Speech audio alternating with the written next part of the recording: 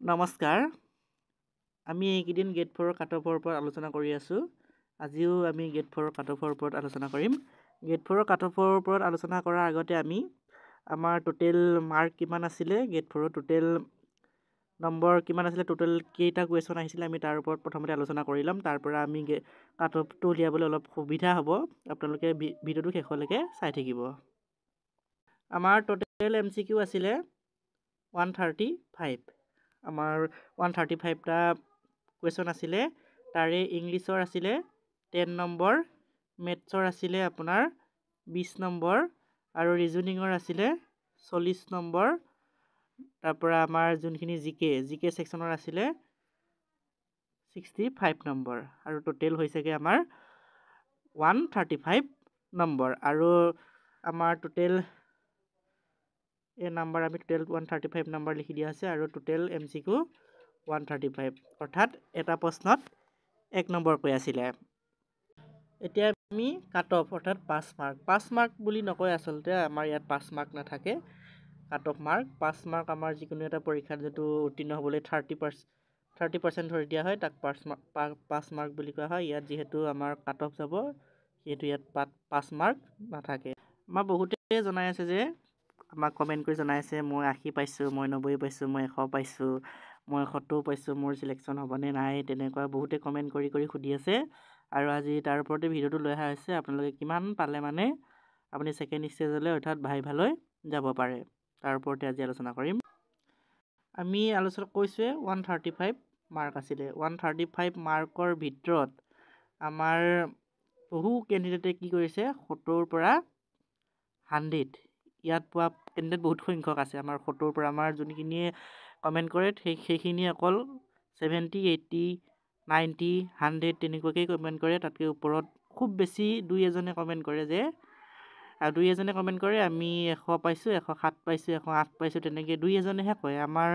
যিহেতু এবাৰ negative marking আছে ইমান 120 পোৱা 30 পোৱা কেণ্ডিডেট নোলায় 120 130 পোৱা কেণ্ডিডেট নোলায় বুলি কোৱাৰ কাৰণ এটাই আছে কি কাৰণে কৈছোঁ আমি আমাৰ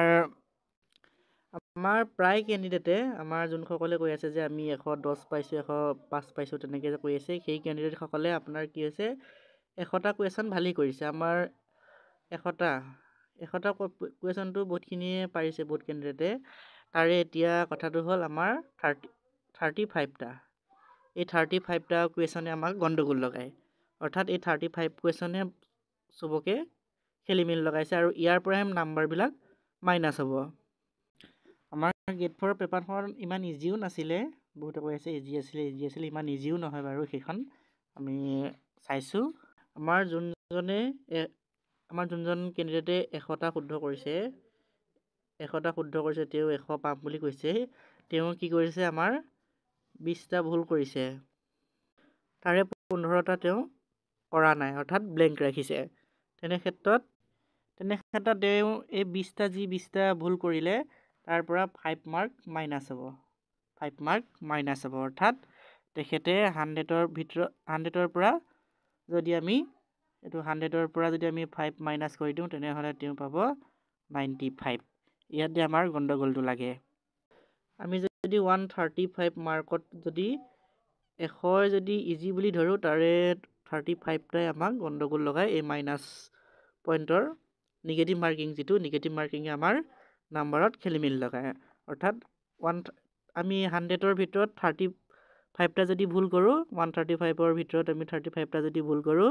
তাৰ পৰাই আমাৰ 100 নম্বৰৰ পৰা মাইনাছ লাগি যাব আৰু নম্বৰ কমি যাব ঠিক তেনেকৈ এবাৰ কাট অফটো কমিব আমি কাট অফৰ ভিডিঅ' 3-4টা আগবঢ়াইছোঁ আপোনালোকে চাই ল'ব আমি ডেছক্ৰিপশ্যন আৰু আই বাটনত লিংক দি দিম আপোনালোকে গৈ তাৰ পৰা চাই ল'ব কোনখন পেপাৰত কিমান নম্বৰ পালে আপোনালোকে কোৱালিফাইড হোৱাৰ চান্স এটা আছে এক্সপেক্টেড কাট অফ আপোনালোকে চাই ল'ব এবাৰ আমাৰ 120 125 তেনেকুৱা পোৱা কেণ্ডিডেট হয়তো নোলাব ক'ৰবাত ওলালে 2জন বা 1জন ওলাব পাৰে বেছি নোলায় আপোনালোকক যদি কাট অফৰ ভিডিঅ' লাগে কমেণ্ট কৰিব ডিটেইলছত এটা ভিডিঅ' লৈ আহিম গতিকে আজিলৈ ভিডিঅ'টো ইমানেই আছিলে ধন্যবাদ